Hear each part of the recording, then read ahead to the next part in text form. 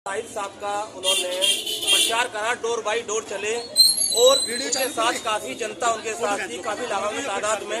उनसे हम बात करेंगे। ओवैसी साहब साहिब साहब के मुस्तफाबाद विधानसभा में पहुंचे और उनका प्रचार करा, डोर बाई डोर घूमे। क्या कहना चाहेंगे?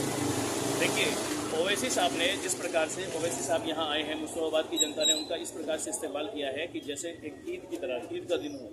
प्रत्येक व्यक्ति जो है ओवैसी साहब के समर्थन में घर से बाहर निकल करके ओवैसी साहब के साथ लगे और ओवैसी साहब को मानते हैं कि जिस प्रकार से ओवैसी साहब ने रोल मॉडल जो है हैदराबाद को बनाया कि वहाँ लाखों के इलाज जो है 20 रुपए की पर्ची कटवाते हैं अस्पताल में और लाखों के इलाज उनके खुद के अपने अस्पताल हैं, अपने खुद के कॉलेजेस हैं, अपने खुद के स्कूल्स हैं। ओवैसी साहब ने उनमें 20 रुपए की पर्ची के आधार पर वो 20 रुपए में खाली पर्ची कटवाओ और लाखों के इलाज जो है वहाँ ऑपरेशन हो या कुछ भी हो जो है वो 20 रुपए की पर्ची में होते हैं। इसी प्रकार से यहाँ मुस्तफाबाद की जनता ने उनका इस्तेमाल किया कि जो रोल मॉडल आपने हैदराबाद को बनाया वो हैदराबाद को रोल मॉडल मानते हुए मुस्तफाबाद को भी जो है उसी प्रकार से विकास की जरूरत है और मुस्तफाबाद को आप हैदराबाद के आधार पर ही विकास करें। इसके लिए मुस्तफाबाद की जनता समर्थन में ओवैसी साहब के लिए प्रत्येक व्यक्ति घर से बाहर निकला और ओवैसी साहब का समर्थन किया और हम इस बात का जो है प्रत्येक मुस्तफाबाद की आवाम का जो है शुक्रिया अदा करते हैं। और ये 5 फरवरी को यहाँ मुस्तफाबाद की जनता से सभी से जो है हमारी अपील है कि 5 फरवरी को पतंग के निशान पर बटन दबा करके जो है ओवैसी साहब को जो है मजबूत करें। जी ओवैसी साहब पहुँचे हैं, अल्हम्दुलिल्लाह उनका अच्छे से इस्तकबाल हुआ है यहाँ पर। और पहले से भी जो अल्हम्दुलिल्लाह यहाँ का जो नौजवान तबका है और जो पढ़ा लिखा तबका है वो जानता है कि ओवैसी साहब जो है नौजवान के हाथ में कलम देना चाहते हैं। यहाँ तक कि बीजेपी और जो कहते हैं आप जो और अदल भाई जो है दल हैं उनके हाथों में अगर उनके सुनोगे तो जो कहते हैं आपको सबको ही पता है कि जो कहते हैं जो उनकी मानसिकता है उसको देखते हुए लगता है कि ये हाथों में बच्चों की जो है ना ये कुछ ना कुछ और डंडे लाठी देना चाहते हैं। लेकिन ओवैसी साहब ने हमें कहा है कि मैं बच्चों के अंदर गरीबों के अंदर में बच्चों के हाथ में कलम देखना चाहता हूँ। इसलिए कि उन्होंने जो रोल मॉडल वहाँ पर अपनाया है जो हैदराबाद में करके दिखाया है, पढ़ा लिखा तबका है अल्हम्दुलिल्लाह इसी तरीके है जो बच्चे को पढ़ लिख करके कुछ बने, इसलिए वो बनेंगे जब हम उनको चुनेंगे। और अल्हम्दुलिल्लाह यहाँ के जनता ने सोच लिया है कि हम AIM से जो है ओवैसी साहब को लेकर जाएंगे, ताहिर को इंशाअल्लाह यहाँ से जिताएंगे।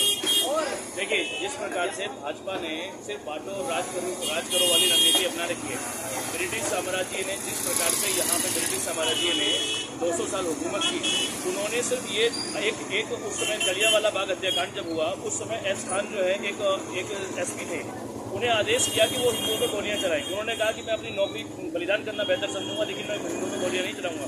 तो उस प्रकार से उन्होंने जो है ब्रिटिश कौम के द्वारा जब जलियांवाला बाग में गोलियां चलवाई तो उन्होंने जब ब्रिटिश साम्राज्य ने गोलियां चलवाई तो उनका माहौल ये था कि भाई ऐसे लगे कि मुसलमानों ने किया है ये काम, लेकिन वो सब उन्हें पता लग गया कि ये ब्रिटिश टुकड़ी ने काम किया है।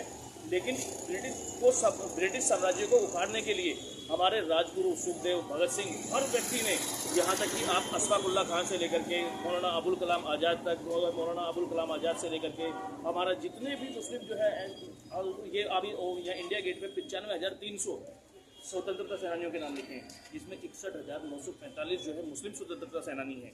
ओवैसी साहब बात करते हैं कि जब वो मुस्लिम स्वतंत्रता सेनानी जो अपनी जान बलिदान करने के लिए हमेशा आगे हैं तो उनको हिस्सेदारी भी मिलनी चाहिए। सिर्फ ओवैसी साहब हिस्सेदारी की बात करते हैं, ओवैसी साहब किसी को बांटने की बात नहीं करते। ओवैसी साहब का कहना है कि हिंदू मुस्लिम सिख ईसाई हम सब आपस में भाई हैं, हम भाईचारे को बिल्कुल बना के रखेंगे। सन 2002 में 6 दलितों को मार दिया गया, ओवैसी साहब ने उनकी आवाज़ उठाई कि दलित हमारे भाई हैं और हम अपने भाइयों की आवाज़ को हमेशा बुलंद करेंगे। यहाँ दलित को जुनैद को नासिर को जिंदा जला दिया गया, ओवैसी साहब ने आवाज़ उठाई। अफलाक को मार दिया गया, दारिस को मार दिया गया, पहलू खान को मार दिया गया, हमेशा ओवैसी साहब ने आवाज़ उठाई।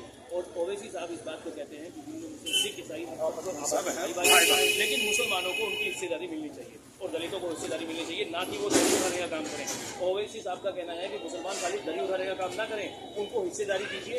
और 1.7% शायद केवल दिल्ली पुलिस के अंदर 1.7% जो है व्यक्ति मुस्लिम दिल्ली पुलिस में हैं और सरकारी नौकरियों की बात की जाए तो मुस्लिमों की केवल 4.9% जो है मुस्लिम जो है सरकारी नौकरियों में है। ब्यूरोक्रेट्स की बात की जाए तो केवल 2.5% मुस्लिम जो है ब्यूरोक्रेट्स में है। ओवैसी साहब का कहना है कि राजनीति के अंदर हिस्सेदारी लेकर के मुस्लिमों को भी जो है ताकत का काम कीजिए, ताकि उन्हें सिर्फ जो है आप दबाने का काम कीजिए। अगर भाजपा ने बात की 2 करोड़ प्रत्येक वर्ष देंगे, आज तक जब से भाजपा आई है 1 नौकरी नहीं दी। आज तक भाजपा ने कहा जी काला धन लाएंगे, काला धन ला करके प्रत्येक व्यक्ति को 15 लाख रुपए खाते में देंगे, आज तक किसी को 15 लाख रुपए नहीं दिए। आज मुर्शिदाबाद की जनता जाग चुकी है। मुर्शिदाबाद की जनता ये चाहती है कि ओवैसी साहब के आने के बाद वो रोल मॉडल जो है बनाएंगे, मुर्शिदाबाद को जो है हैदराबाद की तरह ही रोल मॉडल बनाएंगे। और हर प्रत्येक व्यक्ति मुर्शिदाबाद का ये चाहता है कि इस समय पे मुर्शिदाबाद जो है हैदराबाद की तरह जो है काम करे, और हैदराबाद की तरह ही मुर्शिदाबाद के बीच जो है मुर्शिदाबाद का जो कैंडिडेट विधानसभा में, दिल्ली विधानसभा में बैठे, ओवैसी साहब का कैंडिडेट। क्या कहना चाहेंगे? उनके साथ मुर्शिदाबाद विधानसभा में पहुंचे हैं ताहिर साहब के साथ और प्रचार भी कराया उन्होंने काफी, और काफी तादाद में उनके साथ लोगों से और उनके साथ इस्तेमाल कराया। ओवैसी साहब का जैसे हैदराबाद मॉडल है, इंशाअल्लाह मुर्शिदाबाद जीतकर उसी मॉडल को यहाँ लागू करने की कोशिश करेंगे। जैसे हमारी महाराष्ट्र में सीटें हैं, बिहार में सीटें हैं, ऐसे ही इंशाअल्लाह दिल्ली में भी खाता खुलना